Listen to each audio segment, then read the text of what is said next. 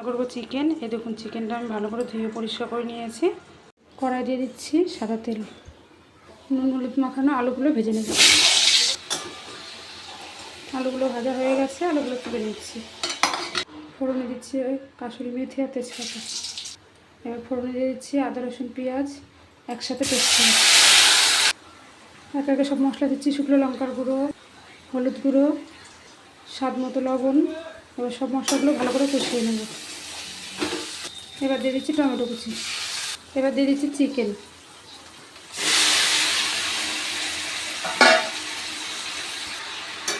চিকেনটাকে ভালো করে মশলার সাথে কষিয়ে নেব। চিকেনটা খুব ভালো করে কষে নিয়েছি। এবার দিয়ে দিচ্ছি জিরে ধনে বাটা। আলুর সাথেও চিকেনগুলো আমি ভালো করে আরেকটু কষে নেব।